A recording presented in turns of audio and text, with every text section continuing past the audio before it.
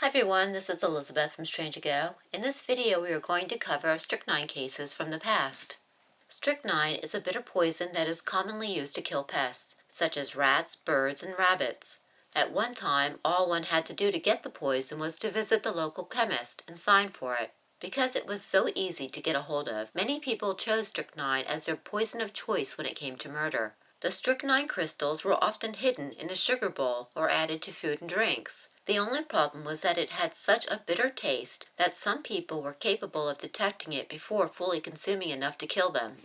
Mrs. Elizabeth Slocum visited some friends of hers in Los Angeles around 1906. When she returned to her parents' home afterwards, she told her sister that she had learned that if you kill flies with strychnine and then feed the dead flies to someone, it would kill them, and the medical examiner would not be able to detect the poison. The story must have made quite an impression on the younger sister, because sometime later she confided to Elizabeth that the story about the poisoned flies is all bosh. She had given their father enough of them to kill 12 persons, and it didn't work. Of course, none of this came to light until 1909, when their parents were undergoing a particularly ugly divorce. Elizabeth had taken her father's side in the proceedings and told the court that her sister had ground up poisoned flies and put them in her father's food in the hopes of killing him. The attempted murder was unsuccessful, and it appears that the younger sister got away with her criminal actions.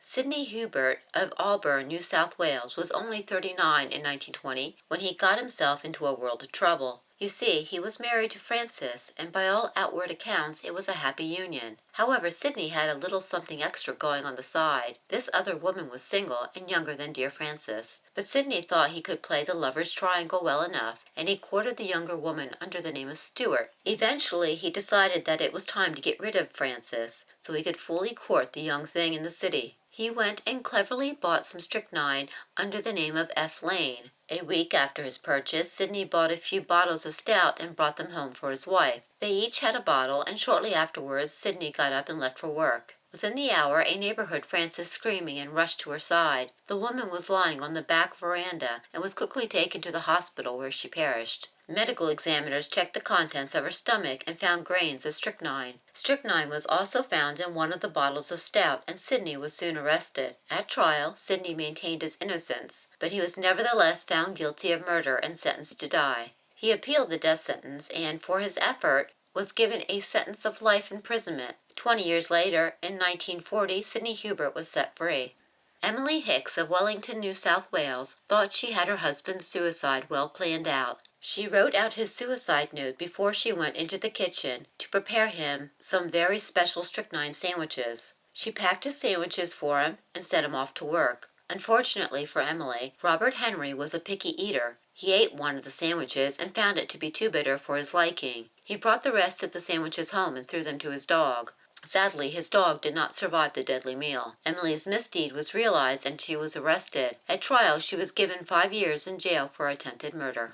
John Staff of North Dakota planned to kill his family and then end his own life. On the day of the tragedy, John returned home with some bullets and a bottle of strychnine. He told his son, "The bullets are for you and your sister and your mother, and the poison is for Papa." After shooting his wife, John must have had a change of heart, and instead of putting bullets in his young children, he bade them goodbye and told them that they would probably never see him again. He left their home and went to a neighbor's house, where he sat down with a bottle of strychnine and told the neighbor what he had done. The neighbor sat with John, listened to his story, and proceeded to convince John to hand over the poison. As John claimed, she deserved it, but the barrel didn't. The neighbor asked him, "What's the use of killing yourself now? Wait until after the trial, and maybe you will not want to end your life." Sure enough, John Staff was arrested and put on trial. He hired the best legal defense he could get and received 10 years in the pen for manslaughter. Charles Grove worked as a farm laborer and had an ongoing relationship with Mary Walkington, who worked as a cook at the Hospital for the Insane in Victoria. Charles sent numerous letters to Mary during their relationship, but nothing within the letters gave any clue as to what was really going on between Charles and Mary. It was not until after their deaths that the police uncovered reports of Charles' jealous rages. For instance, Mary had, at one time, smiled at another man on a train and caused a severe argument between the couple. Other times, Charles had threatened to throw Mary into the river if she ever started seeing another man. Perhaps the most sinister threat was the threat of poison. He had told her that he would poison her and then himself if he ever felt their relationship was threatened. Then, in 1908, Charles pulled through on his threat. Mary, a mere 25 years old, was discovered moaning and convulsing on the grounds of the hospital. She was quickly taken into the hospital but passed on before her stomach could be pumped. When the police made a search of the grounds, they found Charles also mooning on the ground. He was taken to the hospital and his stomach was pumped, but it was too late for him as well, and he passed away. The police searched the man's belongings and discovered chocolate cream sprinkled with strychnine crystals. "I didn't intend to harm any of them," said Mrs. Mary McKnight of Michigan back in 1903. Her only thought was to soothe the baby left in her care while her brother and his wife were away. She mixed some strychnine in water and spoon-fed it to the infant. When her sister-in-law returned home, she was distraught to discover that her baby had died and, according to Mary, asked for something to help her settle down. Mary had just the thing for the mother, a capsule full of strychnine. The mother spasmed and passed away. Mary went on to say that John seemed to feel badly about it, so broken up that I often thought after Gertie died that it would be better if he were to go too. Sure enough, Mary said that after a few weeks her brother came to her and asked if she had something to make him feel better. Mary told her brother where to find the strychnine capsules. "I did not mean to hurt him," she said, "but I thought that it would soothe him, and then I thought it would be for the best if he were to go anyway." Her brother passed away that night. Mary might have gotten away with murder had she not filed a mortgage on her brother's property. It was then that the brother's body, his wife, and baby were exhumed and strychnine was found in their stomachs.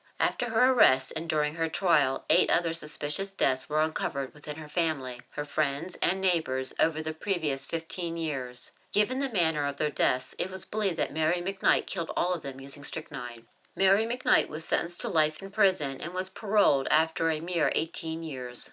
In June of 1919, Mrs. Florence Elliott of New South Wales asked Frederick Smith to go out and get her a bit of strychnine. She never said what she wanted the poison for, but he went and got her the package as requested.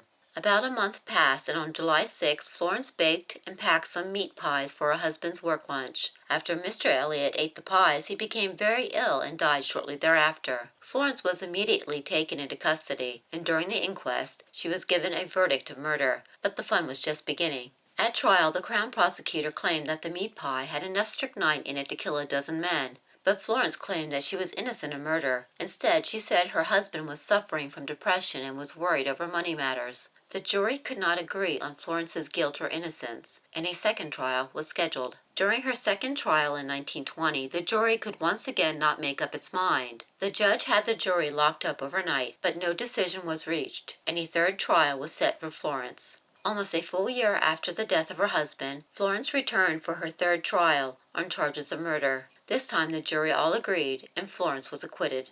Love triangles never end well, and all too often they can end in the death of one or more people. That was the case back in 1909 when Miss Minnie Tracey's lover, William Brown of York, Pennsylvania, bought a packet of strychnine. The goal was to get rid of Minnie's husband.